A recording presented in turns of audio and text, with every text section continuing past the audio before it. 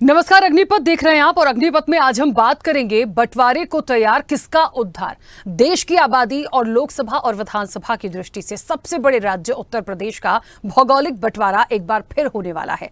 UP में दिलचस्पी रखने वालों के लिए इन दिनों ये सबसे बड़ा यही है। दरअसल कुछ दिनों पहले ही उत्तर प्रदेश के मुख्य सचिव को केंद्रीय गृह मंत्रालय ने बुलाया था और उनकी लंबी मुलाकात गृह मंत्री अमित शाह से हुई थी। तभी से यह संभावना ढूंढी जा रही कि आगामी विधानसभा चुनाव के पहले उत्तर प्रदेश का विघटन कर 3 नए राज्यों के पुनर्गठन की तैयारी शुरू हो रही है। दरअसल भौगोलिक, सांस्कृतिक, राजनीतिक, प्रशासनिक दृष्टिकोण से काफी लंबे समय से पुनर्गठन की मांग उठती रही है, लेकिन लोकसभा के बाद बीजेपी के लिए आए प्रतिकूल परिणामों ने विघटन की मजबूरी को मंजूरी में बदल दिया है। ऐसा विशेषज्ञों की दलील है। उत्तर प्रदेश का एक बंटवारा 9 नवंबर 2000 को किया जा चुका है, जिसके बाद भारत का 27वां राज्य उत्तराखंड बना था और इस राज्य में अब 13 जिले हैं। लेकिन इसके बाद भी उत्तर प्रदेश के कुछ और टुकड़े करने की मांग समय समय पर उठती रही है। बहुजन समाज पार्टी की प्रमुख और यूपी की तत्कालीन मुख्यमंत्री मायावती ने 21 नवंबर 2011 को विधानसभा में भारी हंगामे के बीच बिना चर्चा के ये प्रस्ताव पारित कर दिया था कि उत्तर प्रदेश का 4 राज्यों अवध प्रदेश, बुंदेलखंड, पूर्वांचल और पश्चिम प्रदेश में बंटवारा होना चाहिए। यूपी सरकार उसी प्रस्ताव में आंशिक फेरबदल करते हुए 4 के स्थान पर 3 राज्य के नवनिर्माण का प्रस्ताव भेजने की तैयारी करने जा रही है। 1947 में आजादी मिलने के बाद राज्यों के बंटवारे का काम शुरू हुआ। इसके लिए कई आयोग बने।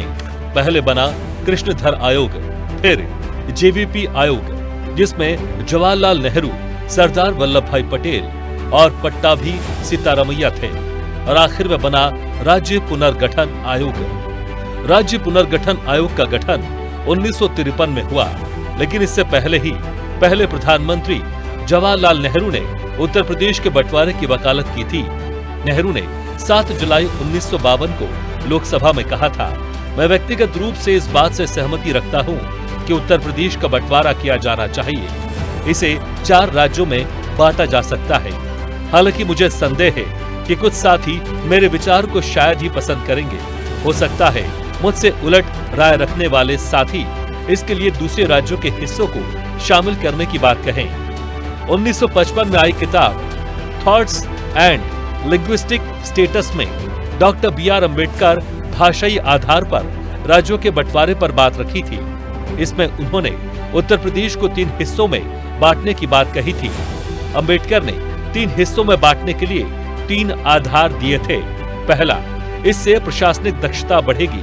दूसरा, राज्य व्यवस्था पर इतने बड़े राज्य के असमान प्रभाव को कम किया जा सकेगा। और तीसरा, अल्पसंख्यकों की बेहतर सुरक्षा हो सकेगी। 1956 में राज्य पुनर्गठन आयोग ने अपनी रिपोर्ट सौंपी। आयोग की सिफारिश पर 14 राज्य और 6 केंद्र शासित प्रदेश बने। आयोग ने अपनी रिपोर्ट में उत्तर प्रदेश के बंटवारे की सिफारिश नहीं की। आयोग के एक सदस्य KM पणिकर ने इस पर असहमति जताते हुए कुछ नोट दिए। उन्होंने उत्तर प्रदेश के इतने बड़े आकार के कारण पैदा होने वाले असंतुलन को लेकर चिंता जताई थी। उन्होंने अपनी असहमति के जरिए संकेत दिए थे कि संविधान की सबसे बड़ी और मूलभूत कमजोरी किसी एक राज्य विशेष और बाकी राज्यों के बीच व्यापक असमानता का होना है। पणिकर ने उत्तर प्रदेश के अलावा आगरा नाम से नया राज्य बनाने का प्रस्ताव दिया था। हालांकि पुनर्गठन आयोग के दूसरे सदस्य फजल अली और HN कुजरू ने उनके प्रस्ताव पर ध्यान नहीं दिया। 2012 के विधानसभा चुनाव से ठीक पहले तत्कालीन CM और BSP चीफ मायावती ने यूपी के बंटवारे का प्रस्ताव पास किया।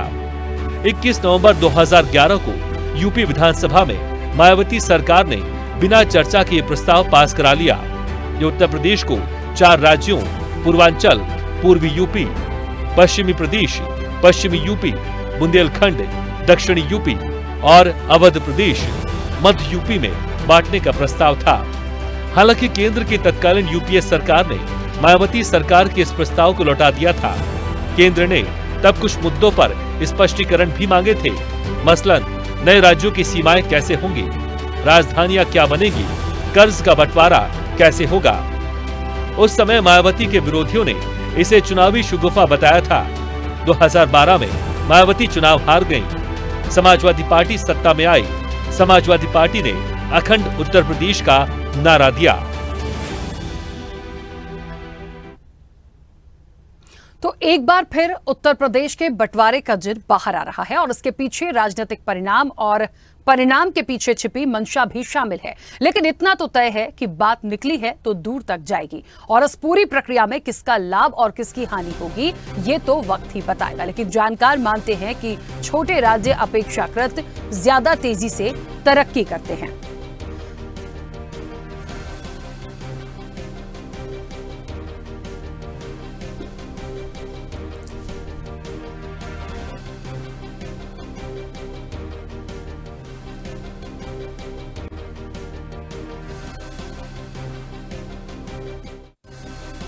देख सकते हैं किस तरीके से जिलों का बंटवारा होगा, उत्तर प्रदेश में क्या क्या होगा और जाहिर तौर पर बुंदेलखंड की यदि बात की जाए तो बुंदेलखंड में भी किस किस तरीके से जिलों का जो बंटवारा है वो किया जाएगा।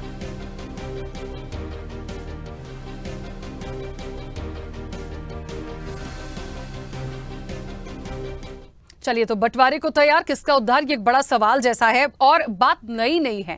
कहते हैं कि बात तो बहुत पुरानी है लेकिन आज इतनी जोर पकड़ी हुई है, ये अपने आप में एक बड़ा सवाल है। अब इससे किसको फायदा है, किसको हानि होगी, किस तरह से इंप्लीमेंट होगा, आज इसकी बात को फिर से क्यों निकाला गया है और ये कितना इंप्लीमेंट हो पाएगा, इसी पर चर्चा को आगे बढ़ाएंगे। तमाम मेहमान हमारे साथ जुड़े हैं। सबसे पहले आपका परिचय करा दें। भारतीय जनता पार्टी का पक्ष रखने के लिए आजाद शम्सी हमारे साथ जुड़े हैं। आजाद शम्सी जी, बहुत स्वागत चर्चा में जुड़ने के लिए। समाजवादी पार्टी का पक्ष रखने के लिए रविंद्र प्रताप सिंह हमारे साथ जुड़े हैं। रविंद्र जी, आपका भी बहुत स्वागत है। कांग्रेस के प्रदेश सचिव हैं जैनेंद्र पांडे। जैनेंद्र जी, आपका भी बहुत स्वागत है। बीएसपी का पक्ष रखने के लिए राजीव उपाध्याय हमारे साथ जुड़े हैं। राजीव जी, आपका भी बहुत स्वागत है। वरिष्ठ पत्रकार हैं प्रभात त्रिपाठी। प्रभात जी, आपका भी बहुत स्वागत है। राजनीतिक विश्लेषक हैं मनीष अग्रवाल। मनीष जी, आपका भी बहुत स्वागत है।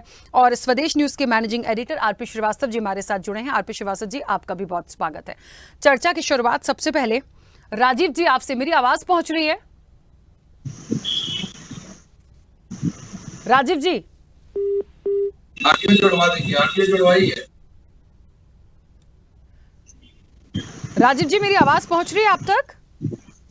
ऑडियो नहीं आ रही है, ऑडियो। चलिए, राजीव जी मेरी बात नहीं सुन पा रहे हैं।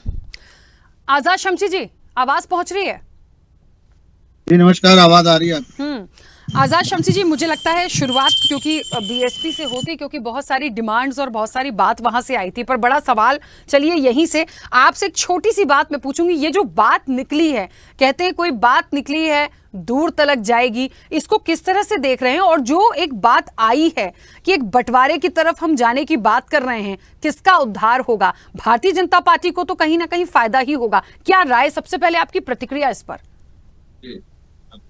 नमस्कार आपको और आपके चैनल के सभी दर्शकों को। इस चर्चा में भाग ले रहे अपने सभी भाई। भारतीय जनता पार्टी ने देखिए अपने सत्ता में ये बात निकाली तो कहीं ना कहीं भारतीय जनता पार्टी के उत्सुकताओं के पक्ष में ये बात हो, और बहुत पहले से पूर्वांचल राज्य और बुंदेलखंड राज्य बनाने की बात भी चल रही है। और हमें लगता है कि उत्तर प्रदेश बहुत बड़ी विधानसभा, इसमें 400-500 से ज्यादा विधानसभाएं हैं, 80 से ज्यादा लोकसभा सीटें हैं।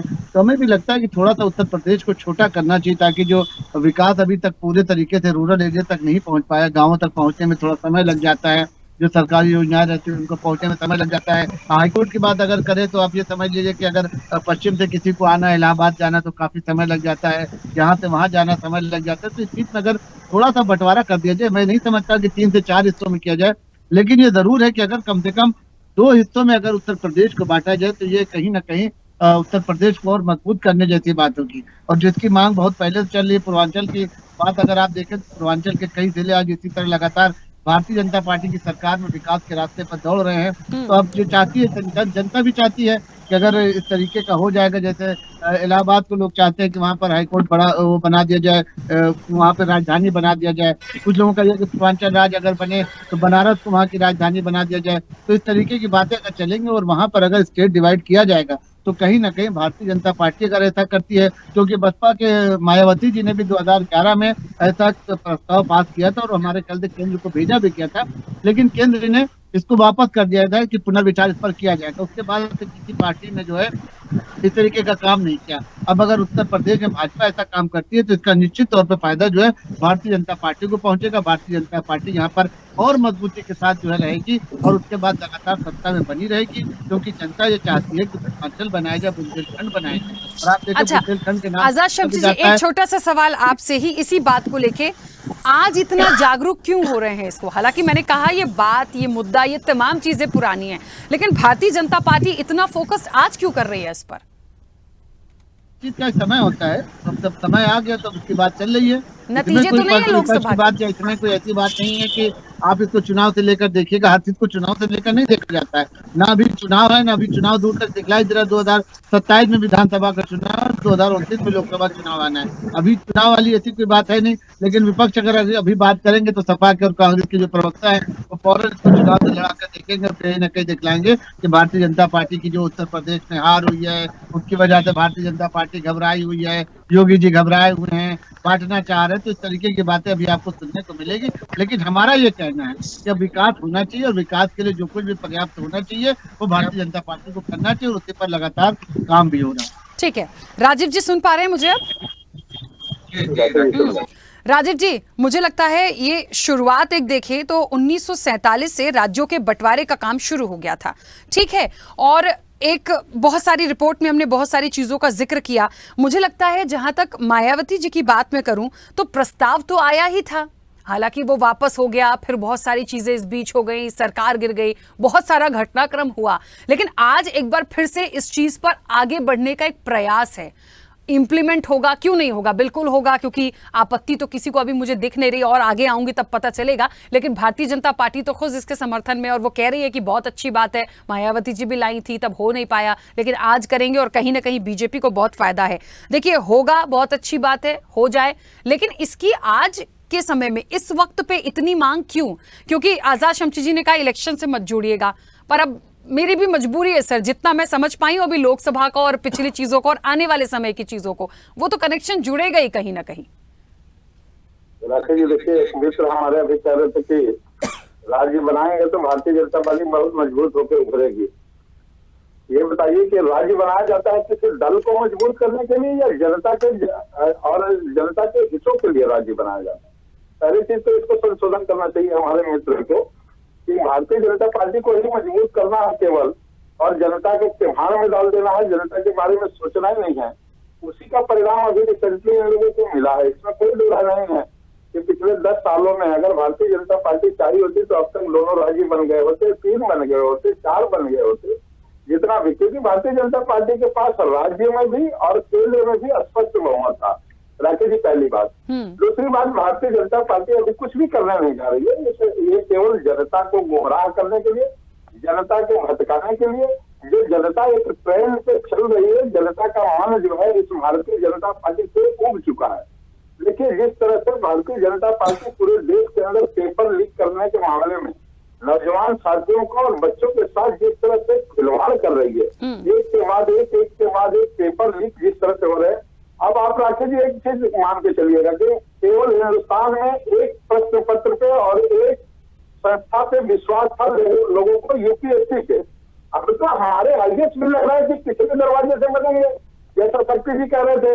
अब आईएएस का पेपर, आईपीएस का पेपर, आईआरएस का पेपर अगर लीक होगा, नीट का पेपर लीक होगा, यूजीसी का पेपर लीक होगा, तो हम कहाँ पे विश्वास कर पाएंगे और किन मुद्दों पे कहाँ चर्चा करेंगे, किस पर विश्वास करेंगे? आप बताइए। कभी चर्चा होती थी कि राज्य सरकारों के अंदर जो अधीन यूपीएससी होती है, जो स्टेट लेवल की होती है, उनमें धांधली हुआ करते थे। चीफ मिनिस्टर अपना एकाधिकार प्रयोग करके धांधली करवाते थे।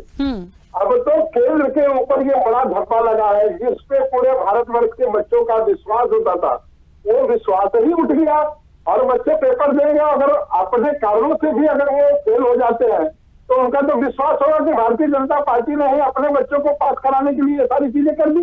ठीक है। पहला चीज। दूसरा चीज, हमारे दल का स्पष्ट था 2011 से या उससे पहले सोच था कि जितने भी छोटे राज्य रहेंगे, जितनी जनसंख्या कम रहेगी उस राज्य की, हमारा पार्लियामेंट और विधानसभा और विधायक को बनाया जाता है विधानसभा में बैठ करके कि पार्लियामेंट के मेंबर कितने बढ़ेंगे और कितने घटेंगे, एमएलसी के और एमएलए के कितने घटे बढ़ेंगे, वो तो एक अलग विषय हो गया।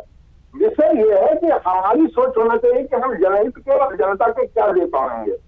हम अगर सरकार बनाते हैं तो हम जनता को क्या अच्छी से अच्छी चीजें दे पाएंगे। निश्चित तौर पर इसका स्वागत होना चाहिए कि अगर भारतीय जनता पार्टी इस बहकावे के ही रूप में अगर आगे बढ़ी है 2 कदम, तो निश्चित बहुत अच्छा काम है। प्रदेश को बांटे, भौगोलिक स्थिति को बांटे, सबकी राय ले, जिला स्तर से राय ले, प्रदेश स्तर से राय ले, सारे दलों को बुलावे, सारे दलों की राय ले। देखिए, एक तरफा और एक रूढ़िवादिता भारतीय जनता पार्टी की नीति बन गई है कि जो मर्जी आए उसी कदम पे चल देना। आप राकेश जी ये बताइए कि आज की डेट में और 4 महीने पहले की डेट में जमीन आसमान का अंतर था। आज मोदी जी दूसरे के चरणों में सुबह शाम खड़े होकर के नीतीश बाबू जी को झुक झुक के हाथ जोड़ रहे हैं। जिस नीतीश कुमार को जेल में, टीडीपी को जेल में, उसको जेल में भिजवाते थे दिन रात, आज स्थिति ऐसी है कैसे कि आप राज्य बना लेंगे बिना किसी विपक्षी दल के 16 समझौते के बैठ के टेबल पे बात करने के अलावा ये रूढ़िवादिता, इससे कुछ होने वाला नहीं है। ये तो जनता को गुमराह करना, ठीक है। उत्तर प्रदेश की जनता को एक फिर से लॉलीपॉप और झूठी। ठीक है राजीव जी, मैं रोकूंगी। बीजेपी जनता दल ने सुनिए, बीजेपी जनता दल ने आज ही बोला कि राज्यसभा में हम भारतीय जनता पार्टी के साथ किसी तरह का कोई अगले सालों में या अगले महीनों में हम किसी तरह का उनका समर्थन नहीं करेंगे। ठीक है, चलिए वापस आऊंगी, फिर बात को कंटिन्यू करेंगे। बहुत सारे मेहमान हैं सर, प्लीज मैं बीच में रोक रही हूँ राजीव जी। 2 पार्टी 2 दल 10। अरे सर, मतलब सुन ही नहीं रहे। आएंगे, दूसरा राउंड होगा, रुकिए प्लीज प्लीज प्लीज। राजीव जी, मैं वापस आती हूँ। रविंद्र जी, आवाज पहुंच रही है मेरी? इस तरह से 10 सालों की समाजवादी पार्टी 2012 में एक बात आई थी, अखंड उत्तर प्रदेश का नारा था। और आज मतलब मैं तब 2012 में और आज इस समय को बहुत वक्त हो गया है।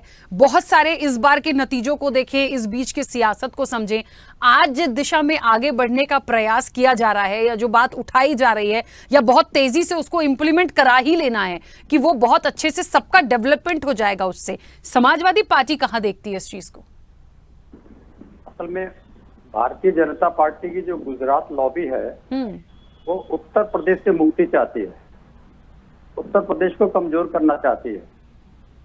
उसी क्रम में उत्तर प्रदेश के बंटवारे का एक इवेंट लेके आई है। इवेंट है ये भारतीय जनता पार्टी का। अब एक तीर से कई निशाने साधना चाहती है।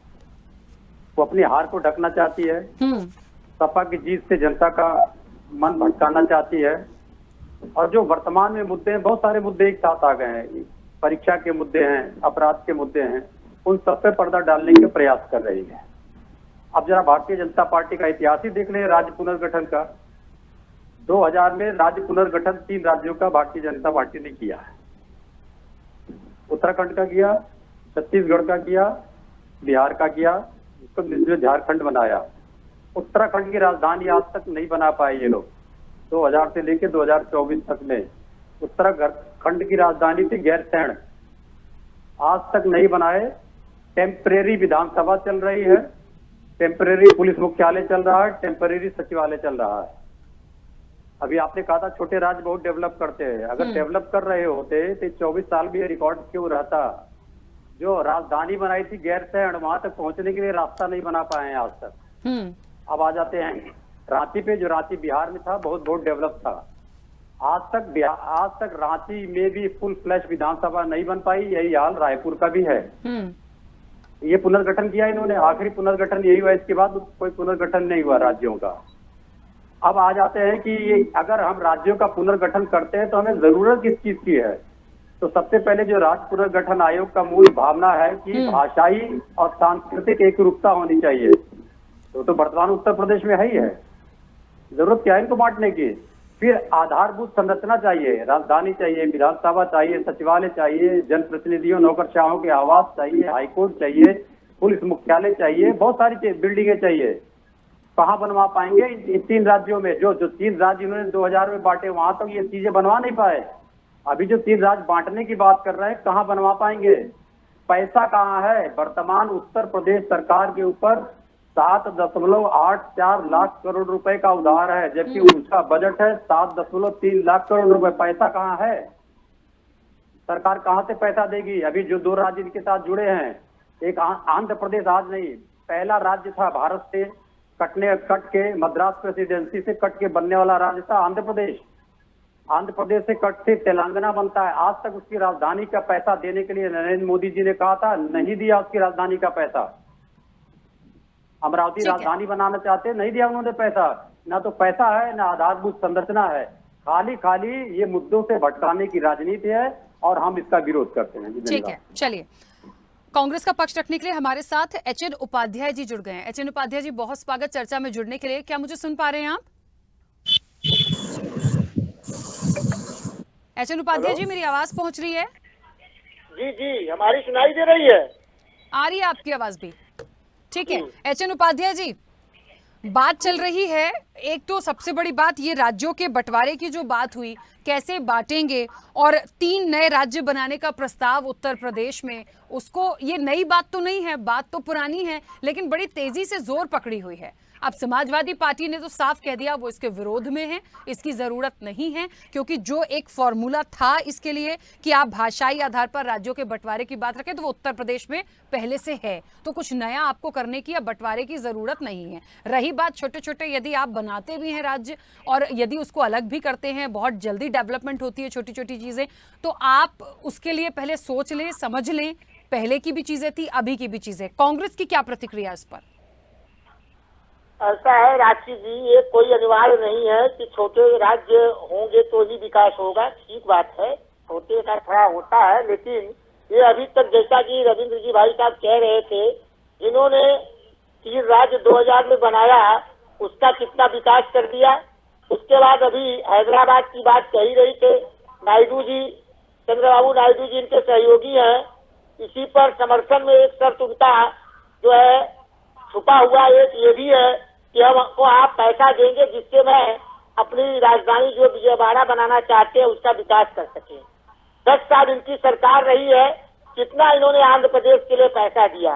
देखिए इस बार लोकसभा चुनाव में जो उत्तर प्रदेश में इनकी करारी हार हुई है, इससे ये घबरा गए हैं और जनता का मुद्दों से ध्यान हटाने के लिए, चाहे उत्तर प्रदेश में अधिकारियों का तो हूटर वाला मामला एक चला दिया जो भावनात्मक रूप से जुड़ा छोटे जनता से, फिर ये राज्यों वाला मामला, बहन मायावती जी 2011 में जो पेश की थी, उन्होंने 4 राज्यों की बात कही थी, उन्होंने भी कुछ ठोस काम नहीं किया, नहीं ये करेंगे। ये बस जनता को ध्यान भटकाने के लिए, जो इस समय हमारे और प्रवक्ताओं ने कहा, चाहे पेपर लीक का मामला हो, चाहे महिला सुरक्षा का मामला हो, चाहे रोजगार का मामला हो, चाहे किसानों के आय का मामला हो, इस सबसे जनता का ध्यान, महंगाई सबसे ज्यादा तो महंगाई तंग कर रही है, इससे ध्यान हट जाए और सब जनता इस मुद्दों पर आ जाए और हमारा विरोध ज्यादा न हो।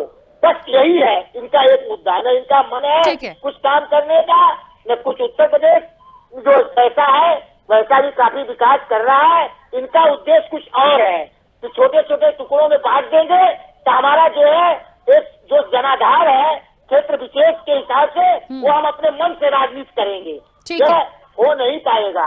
पूरे उत्तर प्रदेश से ये साफ हुए हैं, चाहे राज्य बांटे न बांटे, इनका कोई राजनीतिक विकास होने वाला नहीं है।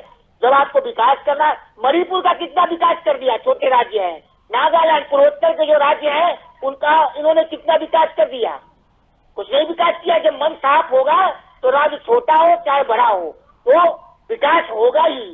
तो इनका कुछ और उद्देश्य है। जब ये लोग चुनाव हारते हैं या राजनीतिक दृष्टि से अपने को कमजोर पाते हैं, तब बंटवारे की बात करते हैं। ठीक है, उपाध्याय जी मैं रुकूंगी। ठीक है सर, मैं आपकी एक लाइन को समझ गई हूँ, विकास को नहीं बढ़ाना है, जनाधार को बढ़ाना है, और वो कहीं ना कहीं कनेक्शन इलेक्शन से। मैं समझ गई आपकी लाइन को। राजनीतिक उद्देश्य के लिए ये काम करना चाह रहे हैं। ठीक है, 1 मिनट। प्रभात जी, मेरी आवाज पहुंच रही है? आ रही है राकेश जी, आ रही है। प्रभात जी, मैं तो इसी बात को आगे बढ़ाना चाहती हूँ कि ये जो बात निकली है, देखिए जहन में तो ये सवाल आएगा कि इतना सब कुछ हो रहा है, इतने मुद्दे हैं, अभी तमाम चीजों को संभालना है। भारतीय जनता पार्टी, ये सच बात है कि अभी इससे निकल नहीं पाएगी इतनी जल्दी, क्योंकि जो सीटों का आंकड़ा आया लोकसभा में वो वाकई थोड़ा सा उसके लिए एक झटके जैसा था। लेकिन मुझे ऐसा लगता है कि इस वक्त पे ये जो बात उठ रही है, क्या वाकई ये जो बातें आ रही हैं कि आपको जनाधार बढ़ाना है, आप मुद्दों से ध्यान भटका रहे हैं। क्या वाकई ऐसा है या असल में जिस तरह से विघटन की बात हो रही है तो इसका फायदा और उत्तर प्रदेश के हित में इसको लेकर सोचा जा रहा है? आपकी क्या राय? नहीं, देखिए राकेश जी, ये बात के राजनीतिक आरोप प्रत्यारोप लगेंगे।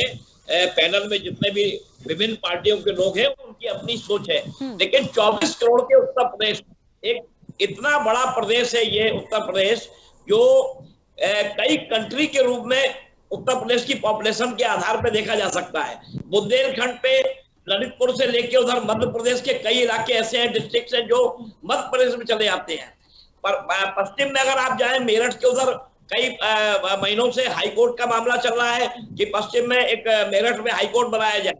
इधर पूर्वांचल चले जाइए जहां बिहार की सीमा लगती है। तो 24 करोड़ के प्रदेश में अगर कोई राज्यों के बंटवारे की बात हो रही है, राजनीति तो आज हो रही है, भारतीय जनता पार्टी की सीटें आज कम आई हैं। ये मुद्दे चल रहे हैं। पिछले 2000 में जब अटल बिहारी वाजपेयी की सरकार ने 3 राज्यों का निर्माण किया था, चाहे वो झारखंड हो, उत्तराखंड हो या मध्य प्रदेश को विभाजित करके छत्तीसगढ़ हो, ये पुनर्गठन राज्य की जो योजना या मांग है, ये मायावती के सरकार में भी ये आई थी, लेकिन उस समय ठंडे बस्ते में चली गई थी।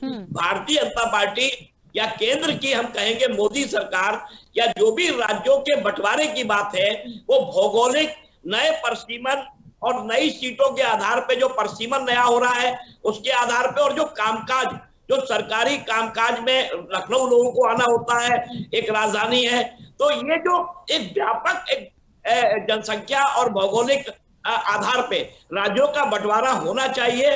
बुंदेलखंड राज्य की बहुत पुरानी मांग है, पश्चिम की भी मांग है और पूर्वांचल की भी मांग है। तो ये तीनों प्रस्तावों पे बातचीत चल रही है। मुझे ऐसा लगता है कि मानसून सत्र में उत्तर प्रदेश के ये विधेयक बंटवारे का यहाँ से प्रस्ताव बन के जाएगा और केंद्र सरकार इस पर निर्णय लेगी। तो ये निश्चित तौर पे इसको राजनीति का मुद्दा ना बनाया जाए। एक व्यक्ति कहेगा ये नहीं होना चाहिए। अगर कोई देश की डेवलपमेंट पे, देश के विकास पे या जनता के लिए अगर कोई काम किया जा रहा है तो उसका स्वागत होना चाहिए और ये होगा। ठीक है। मनीष जी, आवाज पहुंच रही है मेरी? जी मनीष जी, थोड़ा सा इस पे पीछे जाने की जरूरत है। ये बात ठीक है, राजनीतिक रूप से जो बातें आ रही हैं वो एक तरफ हो गई, लेकिन हमें ये वर्तमान स्थिति को भी देखते चलना होगा, क्योंकि आज की बात तो है नहीं, एक लंबा वक्त हो चुका है भाई। कब से बंटवारे की शुरुआत हुई, मायावती इस चीज को कब लाई, उसके बाद फिर समाजवादी पार्टी ने कब अखंड उत्तर प्रदेश की बात करी, हमें इन सारी चीजों को देखा, एक लंबा वक्त हो गया, 12-13 साल से ज्यादा हो रहे हैं। और मुझे लगता है इस बीच में एक महत्वपूर्ण फैक्टर कि जब ये आयोग बने थे उसकी टीम कौन थी, वो टीम जब तमाम चीजों को लाई, तो ऐसा नहीं है कि आयोग की सिफारिश पर करीब 14 राज्य और 6 केंद्र शासित प्रदेश बने थे। महत्वपूर्ण यहां पे ये भी है कि उत्तर प्रदेश के बड़े आकार से असंतुलन की बात कहीं ना कहीं लग रही थी, इसलिए उसके बंटवारे की सिफारिश आयोग की तरफ से नहीं की गई थी। तो क्या आज भी डेवलपमेंट नहीं हुआ है? क्या वो आकार सिकुड़ गया है? उन चीजों को करने की बात यदि आज हो रही है तो क्यों, और क्या उसको इंप्लीमेंट करा पाएंगे, और कितना किसको फायदा इससे हो सकता है यदि राजनीतिक रूप से हटके भी देखें तो? देखिए राजू जी, मुझे ये लगता है कि ये राजनीतिक डिस्कशन की बात है। ये बात अक्सर उठाई जाती है समय समय पे कि यूपी को 4 राज्यों में बांट देना चाहिए, छोटे राज्यों में विकास ज्यादा होता है। मुझे नहीं लगता ऐसा कोई पैरामीटर होता है कि छोटे राज्यों में विकास ज्यादा होता है और बड़े राज्यों में विकास कम होता है। आप देखिए कि यूपी में उत्तराखंड यूपी से फॉर्म हुआ था, उसमें कांग्रेस पार्टी का योगदान था, और भी राज्य फॉर्म होते हैं जिसमें अलग अलग पार्टियों का अपना अपना योगदान होता है। आपने देखा होगा तेलंगाना में बीआरएस ने बहुत एफर्ट करके उसको फॉर्म कराया था, आज 10 साल बाद वो उसकी सत्ता से बाहर है, फिर कांग्रेस वहां पे सत्ता में आ गई है। तो जनता को उन्होंने ये बहुत कन्विंस करने की कोशिश करी कि उन्होंने एक सेपरेट राज्य फॉर्म करके दिया है, लेकिन वो जमीन पे उतनी चीजें चल नहीं पाती। मुझे लगता है कि 2026 में जो भारत में पूरे भारत का परिसीमन होना है वो ज्यादा अच्छा डिस्कशन का मुद्दा होगा इस कंपैरिजन में। और हमें लगता है कि जब 2026 में भारत का परिसीमन होगा तो भारत में सीटों का बहुत बड़ा बदलाव आएगा क्षेत्रफल के हिसाब से। कुछ सीटें कम होंगी, कुछ सीटें जुड़ेंगी, उसमें मुझे लगता है कि यूपी और बिहार का बहुत बड़ा योगदान होगा। यूपी और बिहार में अभी भी जनसंख्या के आधार पर सीटें बढ़ने की संभावना है, लेकिन ऐसा प्रतीत होता है कि साउथ के कुछ राज्य ऐसे हैं जहां पे सीटों के परिसीमन में कुछ सीटें कम होने की संभावना है। तो ये सारी कवायद मुझे लगता है इस वजह से ज्यादा डिस्कशन में आ रही है, क्योंकि सीटों का परिसीमन तो अब 24 में जो सरकार बन गई है इसी को करना है। 29 तक ये परिसीमन पूरा हो जाएगा और अगला चुनाव जो 29 में होगा वो नए परिसीमन से होगा, जिसमें महिला आरक्षण अधिनियम भी लागू होगा। और वन नेशन वन इलेक्शन तो अभी डिस्कशन के मोड में हम देखते हैं कि नई सरकार जो आई है केंद्र में वो किस लहजे से इसे लेती है या किस तरफ इसे ले जाती है। लेकिन अभी मुझे लगता है यूपी का इस तरीके का कोई भी बड़ा बदलाव होना नियर फ्यूचर में पॉसिबल नहीं लगता है, क्योंकि बीजेपी बार बार ये कह रही है कि पिछले 5 से 7 सालों में उन्होंने बहुत विकास करा है यूपी में, और अगर वो इतने बड़े राज्य को अपने आप क्लेम कर रहे हैं कि उन्होंने विकास करा है, तो फिर ये इसको क्यों छोटे राज्यों में बांटेंगे? क्या उससे विकास और तेज हो जाएगा? क्योंकि जैसे मैं अभी और प्रवक्ताओं को सुन रहा था, छोटे राज्य बनाने की बड़ी मुश्किल होती है। वहां पे आपको ब्यूरोक्रेसी क्रिएट करनी पड़ती है, वहां पे विधानसभाएं बनानी पड़ती है, इंफ्रास्ट्रक्चर क्रिएट करना पड़ता है। और अभी भी कुछ राज्य ऐसे हैं, जैसे अभी कांग्रेस के प्रवक्ता कह रहे थे कि उन राज्यों में अभी भी ये मूलभूत सुविधाएं आंध्रा जैसे राज्यों में अवेलेबल नहीं है, राजधानी का डिफाइन होना। तो मुझे ये लगता है कि ये डिस्कशन अभी डिस्कशन के फेज में ही रहेगा, लेकिन अब हमें 2026 के परिसीमन के बारे में देखना और समझना चाहिए, क्योंकि उससे भारत की राजनीति में बहुत बड़ा बदलाव आएगा, जम्मू कश्मीर से लेकर कन्याकुमारी। ठीक है आरपी श्रीवास्तव जी, ये बात देखिए वाकई महत्वपूर्ण है कि एक बार फिर से उत्तर प्रदेश पुनर्गठन की तैयारियों ने जो तेजी पकड़ी है और निश्चित तौर पर 3 नए राज्य बनाने का जो प्रस्ताव है। अभी मनीष जी भी जिस बात को कह रहे थे कि क्या छोटे आप राज्य बना भी देंगे या आप उसका बंटवारा भी कर देते हैं तो क्या बहुत ज्यादा डेवलपमेंट कर लेंगे, बहुत सारे इंफ्रास्ट्रक्चर की जरूरत पड़ेगी। पहले भी जो आयोग थे पुराने तरफ भी चले जाएं तब भी इसके बड़े एक आकार को देखते हुए सिफारिश इसकी रोकी गई थी कि इसको अभी नहीं करना है। तो आज इस वक्त पे पहली बात तो ये कि आज इस वक्त पे क्यों ये तेजी पकड़ रहा है? क्या वाकई सिर्फ जनाधार बढ़ाना है, आगे की प्लानिंग्स है या कुछ और है? आप क्या मानते हैं? देखिए राखी जी, 2-3 बातों को समझना होगा और हमें लगता है कि इस पैनल में जितने लोग बैठे हैं सबकी अपनी अपनी राय। एक बात तो तय है कि उत्तर प्रदेश एक बड़ा राज्य है और जिसमें करीब 80 सीटें हैं, विधानसभा बहुत बड़ा है, आकार बड़ा है। भाषाई सांस्कृतिक आधार पर देखें तो उत्तर प्रदेश में निश्चित रूप से 2-3 भाग आते हैं। इसके अलावा पीछे जाएंगे तो आप देखेंगे कि बुंदेलखंड में आपने देखा, इसको लेके बुंदेलखंड अलग बनाने की मांग चल रही थी। थोड़ी सी ठंडी हो गई जब राजा बुंदेला ने काफ़ी जोर इस पर दिया था। इसके अलावा पूर्वांचल को लेके अभी भी ये बात उठाई जा रही कि पूर्वांचल को अलग राज्य बनाया जाए। साथ ही साथ हरित प्रदेश की भी बात हो रही थी पहले जब अजीत सिंह जी थे, तो जो पश्चिमी उत्तर प्रदेश को भी एक तरह से बात उठी और आंदोलन हुए।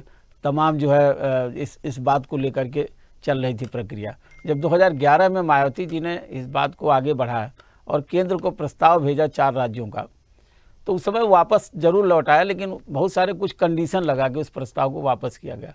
हमको लगता है कि ये जो पूरी प्रक्रिया है छोटे राज्य बनाने की, उसको 2 नज़रिए से देखना होगा।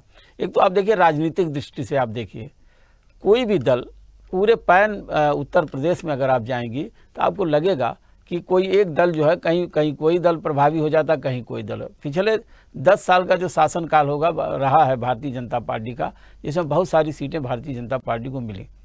इस बार के चुनाव में 2024 के चुनाव में 18वीं लोकसभा में देखा गया तो वहाँ पर उसका जनाधार कम हुआ। सवाल इसका नहीं कि इसको राजनीतिक लाभ कितना होगा, किसको कितना होगा। जब राज्य बटेंगे, देखिए मायावती जी ने भी अगर ये भेजा होगा प्रस्ताव तो भी अपने राजनीतिक लाभ की बात तो जरूर सोची होंगी।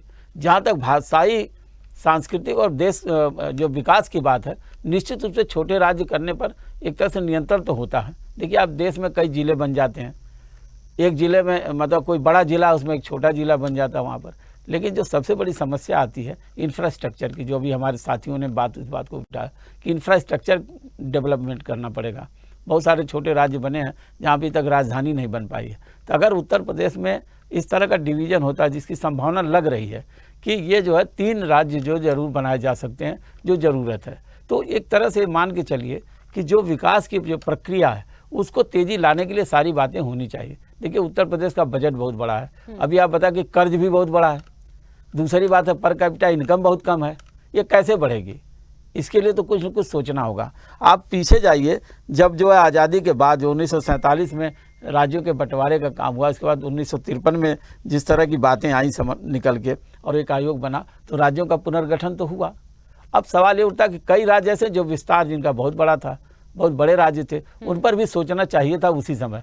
उसके बाद की जो परिस्थितियां निर्मित हो रही हैं, अब उत्तर प्रदेश को लेकर के अभी हमारे साथी कहते हैं परिसीमन की। देखिए परिसीमन तो होने के बाद बहुत सारी सीटें बढ़ जाएंगी उत्तर भारत में। अब सीटें बढ़ेंगी 80 से, देखिए उत्तर प्रदेश में कितनी सीटें हो सकता है, 125 सीटें हो जाएं। भाई आपने जो नई लोकसभा बनी है उस परिसीमन के आधार पर बनी है, तो इन सारी बातों को समझना होगा। जहाँ तक उत्तर प्रदेश की बात हम करते हैं तो निश्चित रूप से कि दोनों मायने हैं। एक तो राज्य का विकास, आर्थिक विकास होना चाहिए अगर छोटे राज्य होंगे। दूसरी बात है कि किन दलों को कितना राजनीतिक लाभ मिलेगा, समय बताएगा। अभी तो फिलहाल भविष्य के गर्भ में है कि राज्य बनता भी है, 3 राज्य बनते भी हैं कि नहीं बनते। बिल्कुल, ये सबसे बड़ा सवाल है। इसी को मुझे लगता है इस पैनल में भी अभी किसी ने कहा कि ये हो जाए काम तो बहुत बड़ी बात है, और ऐसा ना हो कि वो रुक जाए बीच में और अभी सिर्फ कहते हैं बहुत सारे मुद्दे हैं इसलिए ये सारी बातों को उठाया जा रहा है। खैर ठीक है, यदि सोच रहे हैं, कुछ अच्छी सोच के साथ सोच रहे हैं तो कुछ अच्छा होना चाहिए, और यदि अपना फायदा और नुकसान देख रहे हैं, उसके पीछे राजनीतिक रूप को जोड़ रहे हैं तो फिर तो बात ही अलग है, उसका तो कोई तोड़ नहीं है। आजाद शम्सी जी, बहुत सारी बात तमाम जो पैनलिस्ट हैं उनकी तरफ से निकल कर आई है, लेकिन सवाल यही आता है कि कहीं ना कहीं आप अपने जनाधार को मजबूत करना चाहते हैं। जो राजनीतिक दल से जो बात यहाँ निकल कर आ रही है वो यही है। देखिए जो विश्लेषक हैं उनका भी ये मानना है, मैं यदि राजनीतिक रूप से हटा भी दूं सवाल को, तो उनका यही मानना है कि यदि आप कर भी देंगे इस चीज को डिवाइड, मान लिए हो भी जाता है, तो क्या ये आइडेंटिफाई कर पाएंगे कि बड़ा है तो हम बहुत डेवलपमेंट नहीं कर पा रहे, छोटों का ज्यादा हो जाएगा? ऐसा तो नहीं हो सकता। विश्लेषक भी है और जो राजनीतिक एक्सपर्ट भी है और हमारे वरिष्ठ पत्रकार भी है, इनकी बातों से मैं सहमत हूँ। लेकिन कुछ एक पार्टी के लोग हैं जिनको विकास पूरी तरीके से हजम नहीं होता। ये सिर्फ जानते हैं कि विकास सैफई का नाम है, ये जानते हैं विकास मैनपुरी का नाम है, और अगर एक दूसरी पार्टी की बात करें तो वो जानते हैं कि विकास सिर्फ रायबरेली और अमेठी का नाम है। इनको जो है प्रदेश के विकास से ये विकास विरोधी कहे जाते हैं। ये जानते ही नहीं कि विकास होता क्या है, क्योंकि इन्होंने देखा ना कि जब जब इनकी सरकार आई तब तक तानाशाही, तब तक गुंडागर्दी, तब तक अपराध, तब तक अराजकता, कहीं आग लगा दी जाती थी, कहीं कर्फ्यू लगा दिए जाते थे। आज भी जो है ऐसे दंगे, हजारों दंगे ऐसे समाजवादी पार्टी और बसपा और कांग्रेस सरकारों में हुए हैं, जो एक मिसाल है, जो एक नजीर है, उनके ऊपर पूरी किताबें लिखी गई। लेकिन अब अगर उत्तर प्रदेश में है और अगर उनको छोटे छोटे राज्यों में विभाजित करके अगर विकास किया जा रहा है, क्योंकि इन्होंने बात तो की लेकिन उनको ये नहीं मालूम कि छत्तीसगढ़ में, उत्तराखंड में और आपके क्या कहते हैं जो जहां जहां इनको बांटा गया है वहां किस तरीके से विकास हो रहा है, तो ये उसको नहीं देखेंगे। इनको सिर्फ और सिर्फ ये विकास विरोधी है। इनके यहाँ सुबह व्हाट्सएप पर लिख कर आ जाता है कि सरकार कुछ भी करे, आपको विरोध करना है, सरकार ला कर काम करे, आप विरोध करना है, नहीं तो आपको पता कैसे चलेगा कि हम विपक्ष में हैं, आपकी सुनेगा कौन कि हम विपक्ष में। इस तरीके की बातों को दरकिनार करते हुए भारतीय जनता पार्टी इस मुद्दे पर अब जाकर गंभीर अगर हुई है तो मैं समझता हूँ कि विकास होना चाहिए, चाहे किसी भी तरीके से। और जहां जहां पर भी क्षेत्र जब बड़ा होता है तो सबको मालूम है, इसमें कोई बताने की बात नहीं, चाहे वरिष्ठ आपके पत्रकारों का पैनल हो, चाहे हमारे जो राजनीतिक विश्लेषक हैं, उनको भी ये पता है कि प्रदेश जो है इतने वक्त हमारे ख्याल से सबसे बड़ा प्रदेश है देश में, तो थोड़ा समय जरूर यहाँ पर लगता है एक कोने से दूसरे कोने तक जाने में। हालांकि इस बार जो उत्तर प्रदेश सरकार ने अभूतपूर्व काम ये किया कि आज जो है हर गांव से कनेक्टिविटी इतनी अच्छी कर दी है कि आप मेन रोड पर आ सकते हैं, और मेन रोड से आप हर 100 किलोमीटर, हर 50 किलोमीटर पे एयरपोर्ट की कनेक्टिविटी करती है। हर जिले में करीब करीब एयरपोर्ट बनते चले जा रहे हैं, जिससे लगातार जो है विकास का रास्ता खुलता चला जा रहा है, आयात निर्यात का रास्ता खुलता चला जा रहा है। मगर ये सारी चीजों को दरकिनार कर देंगे और ये सिर्फ बात करेंगे, राजनीति की बात करेंगे। अरे भाई, अगर देश प्रदेश बटेगा तो आप भी तो इसी में राजनीति कर रहे हैं। लेकिन ये छोटी पार्टी, क्षेत्रीय पार्टी के लोग हैं, इनको बाहर की दुनिया से कोई मतलब ही नहीं, इनको सिर्फ उत्तर प्रदेश की जनता से मतलब होता है। और यहाँ पर भी लगातार 12 के बाद से किस तरीके से हार का सामना करती आई समाजवादी पार्टी, कभी इस पर चिंतन करना चाहिए। चिंता तो ये करनी चाहिए कि जब से अखिलेश यादव के हाथ में पार्टी आई है तब से लगातार हारते चले जा रहे हैं, उनको तो राजनीतिक रूप से इस्तीफा दे देना चाहिए। मगर अब वो बात करेंगे कि अभी लोकसभा में बहुत अच्छा प्रदर्शन किया है, एक यही बात अभी दोहराएंगे कि लोकसभा में बहुत अच्छा प्रदर्शन किया। लेकिन ये परिवारवाद की राजनीति करने वाले लोग हैं, इनको देश की जनता से कोई मतलब नहीं, इनको देश के विकास से कोई मतलब नहीं। अभी सैफई के लिए अगर आप देखिएगा कि फौरन अगर कहीं से ये सुनते हैं कि अगर सैफई को राजधानी बनाया जा रहा है, ये मैनपुरी सारी चीज पे कन्नौज को बनाया जा इम्प्लीमेंट रहा है। अकेले तो आप भी नहीं कर लेंगे सर, सारी एक चीज पे मिनट मेरी इम्प्लीमेंट तो अकेले बात आप सुन भी नहीं लेने कर दीजिए। लेंगे इस मैं बार। खैर पूरा सब कुछ सलाह कहा था। मशवरा अभी बातचीत अगर तो करनी पड़ेगी। अभी भारतीय जनता पार्टी अगर ये कह दे कि सैफई मैनपुरी कन्नौज में इटावा में राजधानी बन रही है तो समाजवादी पार्टी के लोग शायद हमारे साथ आ जाए, सहमत हो जाए। लेकिन अगर कहा जाएगा कि भाई गाजियाबाद को बनाया जा रहा है, अगर कहा जाएगा मुरादाबाद को बनाया जा रहा है, अगर कहा जाएगा कि कानपुर को बनाया जा रहा है, तो ये कहीं से भी सर यदि तैयार ऐसी नहीं बात होंगे। होगी ना तो मैं तो फिर दावे के साथ कह सकती हूँ कि ये जो 3 नए राज्य बनाने की बात हो रही है ये भी नहीं बनेंगे, क्योंकि आप सीधा सीधा आरोप तो लगा ही रहे हैं कि मतलब वो अपने एरिया वाइज देखिए बात वही आ गई घूम फिर के, सबको अपने अपने क्षेत्र की अपनी अपनी जगह की राजनीति को मजबूत करना बोले है। हैं, अभी समाजवादी पार्टी के प्रवक्ता जो बैठे हुए पानी पी रहे हैं अभी ये बोले हैं ना कि वो जो है भारतीय जनता पार्टी सिर्फ जो राजनीतिक लाभ के लिए कर रही है। अरे राजनीतिक लाभ के लिए कर रही है, जनता तो उसमें शामिल है और जनता आपकी भी है। क्या आप प्रदेश की जनता को अपनी जनता नहीं मानते? एक मिनट, क्या ठीक है, जहाँ चलिए पे सिर्फ सबकी आपकी प्रतिक्रिया सीटें आए जीती है, जल्दी से, ठीक आपके है। सांसद राजीव विधायक जी। जहाँ पे जीते वही आपकी जनता है। देश की जनता का सम्मान करना सीखिए। देश की जनता का सम्मान आप करेंगे, देश की जनता को आप हृदय से लगाएंगे, तब आप क्षेत्रीय पार्टी से बढ़कर जो है हो सकता है कि राष्ट्रीय पार्टी की पहचान बना लें। चलिए मतलब सबका साथ, सबका सम्मान, सबका विकास, राज्य बनाने की बात, तो इतनी जो बातें आ रही हैं मुझे सुन के लग रहा है कि बहुत अच्छी सोच के साथ है, लेकिन वो जो डिस्प्यूट मुझे दिख रहा है ना आप लोगों का, वो होने नहीं देगा चीजों को, क्योंकि अकेले तो हो नहीं सकता। अकेले की बात होती तो बहुत जल्दी मान लिया जाता, पर ऐसा अकेले भारतीय राजीव जनता जी पार्टी बहुमत में है। सुन लीजिए, अकेले भारतीय जनता पार्टी बहुमत में है और भारतीय जनता पार्टी ने बहुत से ऐसे कड़े फैसले लिए हैं जिसमें उसको विपक्ष की जरूरत नहीं बनी। ये हमारा धर्म है, ये हमारी इंसानियत है, ये हमारा हृदय बड़ा है कि हम इनसे समर्थन ले लेते हैं, इनकी बातें सुन लेते हैं। नहीं तो हमको इनके समर्थन की जरूरत नहीं, हम पूरी तरीके से विधानसभा में भी कानून बना पहले भी तो मौका मिला था इतनी बार, पहले ही कर लेते। क्यों विपक्ष को ऐसे नीचे दिखा रहे हैं आप? अच्छी खासी सीटें तो लाए हैं लोकसभा में। आप बताए ना कि हमने देश में अगर 370 हटाए तो क्या हमको विपक्ष का सामना नहीं करना पड़ा? अगर हमने मस्जिदों से मंदिरों से लाउडस्पीकर हटवाए तो क्या सामना नहीं करना पड़ा? अगर हमने रोड को चौड़ा किया तो क्या हमको सामना नहीं करना पड़ा? अगर हमने गुंडे माफियाओं को पर्दे से खत्म किया तो क्या इनका सामना नहीं करना पड़ा? हमारे तो हर विकास के रास्ते में ये बन के खड़े रहते हैं, हर विकास के रास्ते में अड़चन बनकर खड़े रहते हैं, लेकिन हम जो काम ठान लेते हैं जो जनता के हित में रहता है, जो प्रदेश के हित में रहता है, जो विकास के लिए होता है, उसमें हम चलिए आजाद शमसी जी, आप चाहते हैं ना कि 3 नए राज्य बन जाए, बनाइए, चलिए अच्छी बात है ना सर, उस पर काम करिए। ये लोग साथ देंगे, नहीं देंगे तो ये इनकी लड़ाई है, वो लड़ेंगे। राजीव जी आप अपनी बात रखिए। राशि जी, पहले चीज तो शक्ति जी ये स्पष्ट करना है कि ये कौन सा समय है जब अभी 4 दिन पहले चुनाव खत्म हुआ। पिछले 6 महीने से जनता के सारे विकास जो कार्य थे वो उत्तर प्रदेश सहित पूरे भारतवर्ष में बंद थे चुनाव आचार संहिता के कारण। तो शक्ति जी को तो पहले ध्यान केंद्रित करना चाहिए, वहाँ जो योजनाएं बंद थी उनको लागू करके आगे बढ़ाना चाहिए, पहली चीज। दूसरी चीज की ये समय जिस समय ये ला रहे हैं, निश्चित तौर पे इनका काम केवल खेल खेलना है। जो गुजरात की लॉबी है वो अपना दिमाग लगा के केवल राजनीतिक खेल खेलने की तैयारी में है। कोई राज्य बनने वाला नहीं है जिस तरह से समय पे ये राज्य का गठन करना चाह रहे हैं। दूसरा चीज, अगर विकास कर दिए होते तो उत्तर प्रदेश से 70, 72, 75 सीटें ले गए होते। इन्होंने बढ़िया बढ़िया एयरपोर्ट बनवाए और बढ़िया बढ़िया ट्रेनें चलवाई, लेकिन किसके लिए चलवाया ये तो इनसे पूछिए। क्या गरीब जनता वंदे भारत में चल पा रही है? क्या गरीब जनता उन एयरपोर्टों के गेट तक पहुंच पा रही है? जो गेट एयरपोर्ट के गेट पे अडानी ब्रांड लगा हुआ है और अडानी के स्टिकर चिपका दिया है उस ट्रेनों के ऊपर, तो अडानी को जब मत दिया था 1-1 घंटे में ट्रेनों के टिकट के वजन बढ़ा देते हैं। आज की सीटें घटती जाती है, ट्रेनों के टिकट महंगे होते जाते हैं।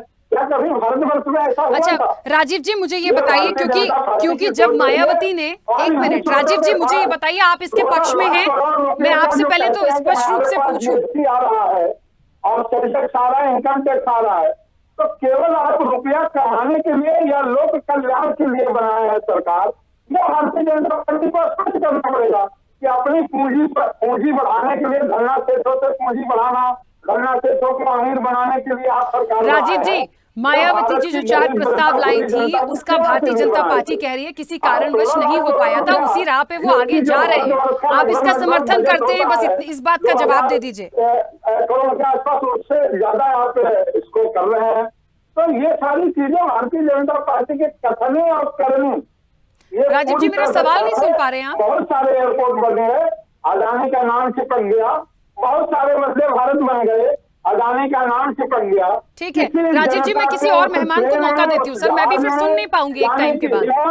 जाने की ताकत, जाने की सोच रही नहीं बोलते, ठीक है कंटिन्यू, ठीक है करते रहिए। रविंद्र जी, बहुत सारे आरोप लगे थे, बहुत सारी बातें निकली थी कि आपको पर्टिकुलर कुछ जगह दे दी जाए, उन्होंने नाम लेके बकायदा स्पष्ट किया तो आप बिल्कुल राजी हो जाएंगे, बाकी जगह आपको विरोध करना है। क्यों, मुझे तो समझ नहीं आता। आप सब तो उत्तर प्रदेश में रहते हैं, कुछ अच्छा होगा तो सबके लिए होगा, राजनीति सब लोग वही करेंगे, फिर इतनी परेशानी क्यों है? क्या सैफई और मैनपुरी, राखी जी उत्तर प्रदेश से बाहर है। अगर हमने सैफई मैनपुरी का विकास किया है, क्या वहाँ की जनता को फायदा नहीं हो रहा है? अगर हम सैफई मैनपुरी का विकास कर सकते हैं तो उसी तर्ज पे गोरखपुर का और बनारस का विकास क्यों नहीं हो सकता है? वहाँ के आंकड़े बता दें। अब आते हैं इनके मुद्दे पे और इनकी विचारधारा पे और इनके षड्यंत्र पे। योगी आदित्यनाथ जी ने 1997, एक साल 2 साल इधर उधर हो सकता है, एक मीटिंग किया गोरखनाथ मंदिर में, पूर्वांचल को राज्य बनाने की मांग किया और गोरखपुर को राजधानी बनाने का मांग किया। पहला तो परिणाम यही। अभी एक साल के अंदर की बात यह है, संजीव बालियान ने कहा कि उत्तर प्रदेश का बंटवारा किया जाए, तो संगीत सोम ने कहा कि उत्तर प्रदेश का बंटवारा होगा तो उत्तर प्रदेश कश्मीर बन जाएगा। ये तो भारतीय जनता पार्टी का आपसी द्वंद्व तो सामने ही है, सबके सामने ही पड़ा हुआ है। किस विचार पे करना चाहते हैं? तो विचार वही है कि गुजरात लॉबी उत्तर प्रदेश को, जितने बड़े नेता थे भारतीय जनता पार्टी के, सबको पर्दे के पीछे बैकग्राउंड में लेके जा चुकी है। अब जो बचा खुचा उत्तर प्रदेश है, ये उत्तर प्रदेश भारत का सिरमौर है, उसको खत्म करना चाहती है। उत्तर प्रदेश को अगर आप देखेंगे तो एक हम लोग जब सरकार में थे 2012 में, तो हम लोगों ने एक PIO कहा था, people of Indian Muslim, Agra में एक बड़ी सभा किया था हम लोगों ने। उसमें 17 राष्ट्राध्यक्ष आए थे जो उत्तर प्रदेश ओरिजिन के थे, पूरब से थे, पश्चिम से भी थे। तो वो उत्तर प्रदेश के उस वैभव को भारतीय जनता पार्टी नष्ट करना चाहती है, जो पूरे विश्व में विख्यात है, केवल इस कारण से कि दो गुजरात लॉबी की राजनीतिक आकांक्षा और इच्छा पूरी होती रहे। इससे अगर विकास इनको करना था तो इन्होंने बड़े बड़े आंकड़े दिए थे, इंडस्ट्रियल मीट करा के, वो आंकड़े कहाँ गए? 40 लाख करोड़ रुपए आंकड़े कहाँ गए? उसको तो इन लोगों ने ठंडे बस्ते डस्टबिन में डाल दिया। ठीक है, 40 लाख करोड़ भी निकाल के चले जाते। रविंद्र तो ये जी, उत्तर प्रदेश को ये लोग राष्ट्रीय और प्रदेश के राष्ट्रीय अंतर्राष्ट्रीय स्तर में बदनाम करना चाहते हैं। ये इसी षड्यंत्र का हिस्सा है। जी धन्यवाद। ठीक है, चलिए, क्योंकि समय की सीमा है और कई सारे मेहमान हैं, उनकी भी प्रतिक्रिया छोटी छोटी सी आ जाए। अपनी बात रखिएगा। HN उपाध्याय जी पहले।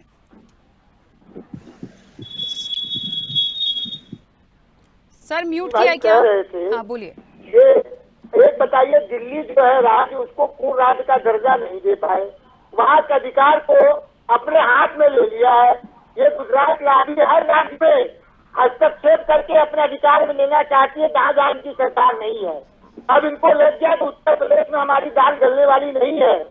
लोकसभा चुनाव में जिस तरह से उत्तर प्रदेश की जनता ने इनको ठुकराया है, इस तरह से इनको लग गया कि आने वाले समय में अब उत्तर प्रदेश हमारे हाथ से निकलने जा रहा है। इसलिए उत्तर प्रदेश को राजनीतिक रूप से कमजोर करने के लिए ये बंटवारे की चाल चल रहे हैं। जैसा कि हमारे भाई राजेंद्र जी ने कहा, ये गुजरात लॉबी केवल देश में गुजरात लॉबी चाहती है कि मेरा ही चले। उत्तर प्रदेश निश्चित रूप से 80 सीटों वाला राज्य लोकसभा की दृष्टि से है। केंद्र में सरकार जब बनती है तो यहाँ की सांसदों की महत्वपूर्ण भूमिका होती है।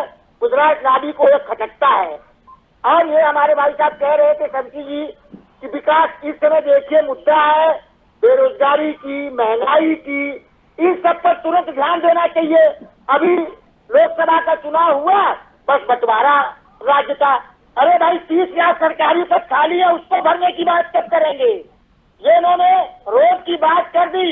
बनारस से लखनऊ चल जाए तो 500 रुपए से अधिक टोल टैक्स देना पड़ रहा है एक व्यक्ति को। बताइए, टोल टैक्स नहीं, वसूली टैक्स बन गया है सरकार के लिए। ठीक है HN उपाध्याय जी, ठीक है, शोषण कर रहे हैं, इतना परेशान थोड़ी सी प्रतिक्रिया सर प्लीज, मैं बीच में रोकूंगी।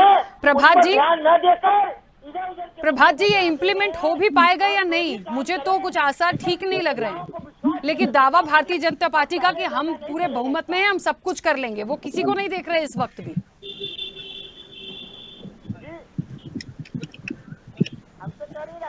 प्रभात जी, चलिए प्रभात जी तक मेरी आवाज नहीं पहुंच रही, शायद मनीष जी मुझे सुन पा रहे हैं जी।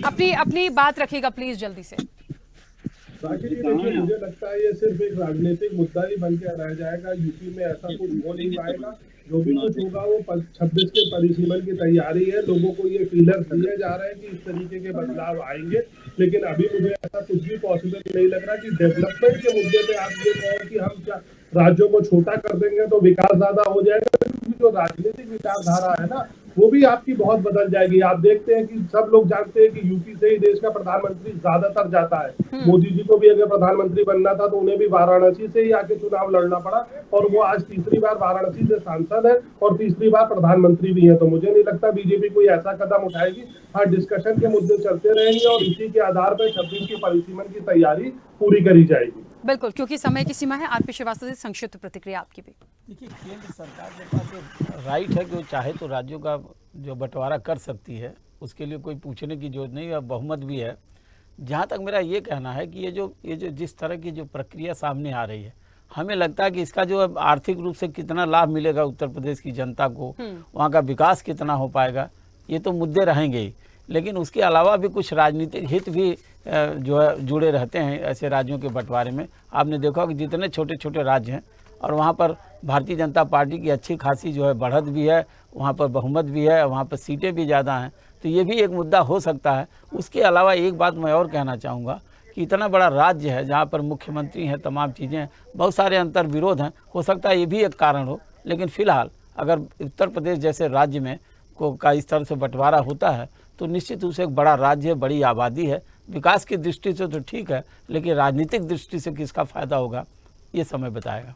बिल्कुल, और क्योंकि समय भी हो गया, आप सभी का बहुत शुक्रिया इस चर्चा में जुड़ने के लिए। तो निश्चित तौर पर देखिए, बड़ा सवाल तो ये है, ये इम्प्लीमेंट कितना होगा, हो पाएगा नहीं हो पाएगा, कौन कर सकता है नहीं कर सकता है। लेकिन एक बात तो साफ है कि ये लाइन बिल्कुल सही है कि बंटवारे के लिए तैयार तो हो गए, लेकिन उद्धार किसका होगा। राजनीतिक रूप से बड़ा पेच फंसेगा, क्योंकि अलग अलग जाएंगे तो अपने जनाधार को बढ़ाने के लिए वो राजनीतिक दिखेगा, और विकास की दृष्टि से जाते हैं तो बिल्कुल हो सकता है इंफ्रास्ट्रक्चर आपको डेवलप करने होंगे, तमाम चीजों को लाना होगा। ऐसे में क्या ये बात आगे बढ़ेगी और कितनी बढ़ेगी, ये आने वाले समय में देखने वाली बात होगी। फिलहाल चर्चा में इतना ही। बने रहिए स्वदेश न्यूज के साथ। सबसे पहले देश।